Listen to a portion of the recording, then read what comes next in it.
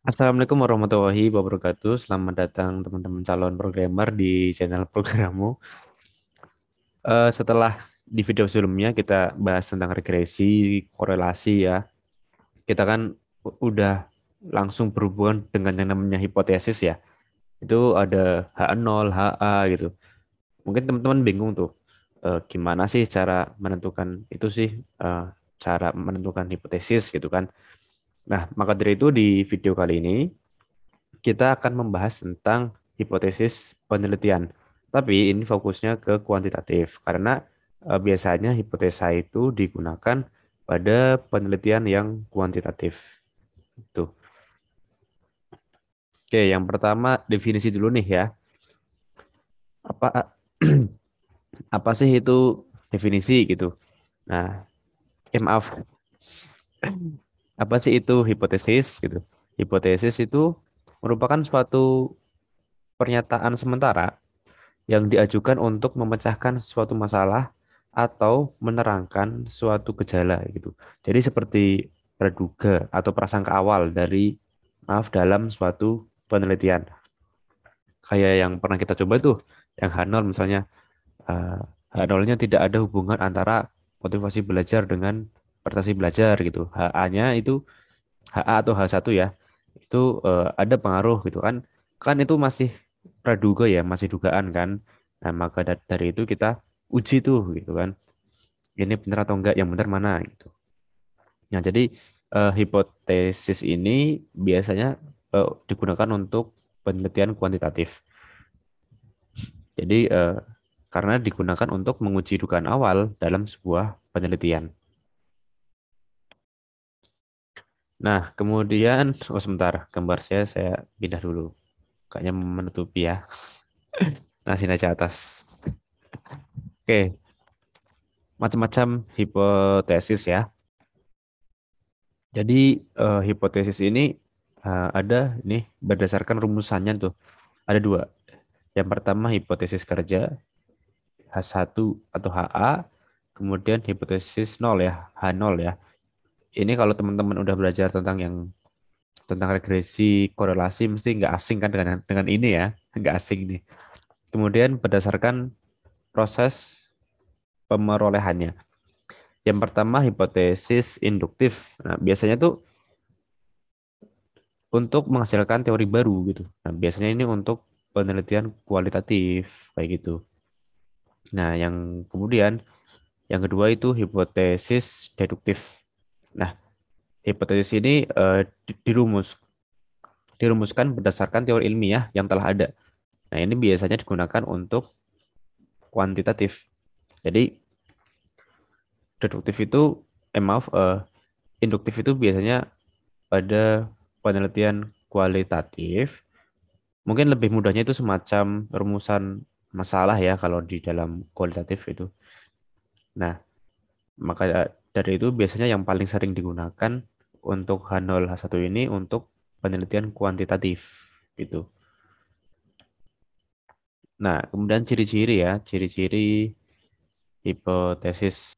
Ciri-ciri hipotesis ini yang pertama, hipotesis harus menyatakan pertautan antara dua variabel atau lebih. Harus minimal dua. Ya, selama ini kita contohkan itu dua kan minimal. Nah, kenapa? Karena kalau cuma satu variabel itu tidak bisa diuji atau tidak bisa dikatakan sebuah penelitian gitu. Kalau variabelnya cuma satu gitu. Nah, kemudian hipotesis hendaknya dinyatakan secara deklaratif atau kalimat pernyataan.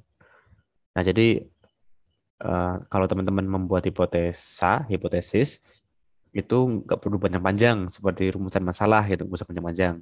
Cukup dengan pernyataan singkat gitu, di mana itu udah mendeskripsikan penelitian yang akan dikaji gitu.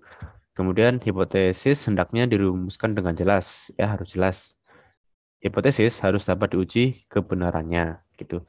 Jadi hipotesis itu biasanya harus ada untuk menguji suatu permasalahan atau suatu gejala yang akan diteliti. Ya enggak? Kayak kemarin-kemarin, maaf di video-video sebelumnya tuh, itu kan kita udah menguji tuh apakah benar sih kalau misalnya kecerdasan itu berpengaruh kepada prestasi belajar gitu kan. Nah, jadi hipotesis itu digunakan untuk menguji hal itu benar atau enggak gitu. Nah, kemudian cara menulis hipotesis ya. Jadi yang pertama itu rumuskan masalah atau topik yang akan ditulis atas dasar realitas gitu. Nah, dalam dalam apa namanya? Dalam penelitian kuantitatif ya atau kuan ya, kita sebut kuan gitu aja. Dalam dalam kuan biasanya itu hipotesisnya ini lebih langsung tertuju pada pernyataan batasan masalah yang akan dikaji. Nah, terus langkah selanjutnya setelah merumuskan masalah ya, yaitu ya pastinya mengumpulkan data di lapangan. Kayak yang seperti yang udah kita coba pakai SPSS itu, kita punya data nih 10 siswa yang X1 itu kecerdasan misalnya. Nah, itu kan kita harus ngumpulin data dulu tuh. Nah, kemudian yang terakhir itu menganalisis data. Dalam menganalisis data ini akan ditemukan hasil hipotesa yang kita bikin itu ditolak atau diterima. Gitu. Jadi misalnya data yang udah terkumpul ya kita analisis. Nah, dari hasil analisis itu akan terbukti gitu. Maaf, dari data yang kita kumpulkan di situ akan membuktikan bahwa hipotesa kita itu benar atau enggak. H0 kita itu ditolak atau diterima. Gitu kan? Gimana udah ada gambaran? Nah, ini contoh nih ya, sedikit gambaran ya, ini contohnya. Contoh judul ini, saya kasih contoh. Ini untuk gambaran ya. Judulnya adalah tingkat keaktifan mahasiswa sistem informasi Sibermu di luar kelas dan IPK. Nah, itu judulnya doang ya. Lalu gimana nih hipotesanya? Nah, untuk hipotesanya yang jelas kita harus menyiapkan H0 dan H1 ya. H0 itu tidak ada hubungan antara keaktifan mahasiswa SI Sibermu di luar kelas dengan IPK. H1 ada hubungan antara keaktifan mahasiswa SI Sibermu di luar kelas dengan IPK. Itu jadi secara garis besar hipotesis itu adalah praduga atau hasil sementara yang dikaitkan dalam penelitian. Nah, seperti yang saya bilang ini biasanya H01 yang kayak gini tuh itu biasanya digunakan untuk penelitian kuantitatif atau kuan ya. Jadi kalau teman-teman ingin tugas akhirnya gitu, tugas akhirnya tentang penelitian kuantitatif, maka nggak jauh-jauh dari ini H01 gitu. Dan banyak uji yang dilakukan nantinya. Gimana? Udah ada gambaran?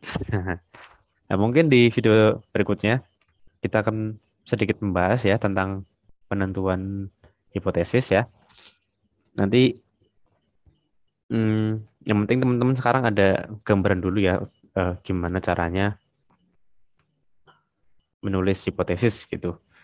Ya, sampai jumpa di video berikutnya. Saya mohon maaf jika ada penjelasan yang salah karena sebenarnya saya nggak terlalu expert ya di bidang statistik. Pernah, saya memang pernah. Cuman saya nggak sering gitu. Hmm. Jadi kalau misalkan saya ada salah kalimat di video-video yang sebelumnya sampai sekarang ya, saya mohon maaf. Nanti silahkan di komentar aja kalau misalkan saya salah kalimat nanti biar saya buat ulang gitu. Oke, terima kasih. Sampai jumpa di video berikutnya. Wassalamualaikum warahmatullahi wabarakatuh.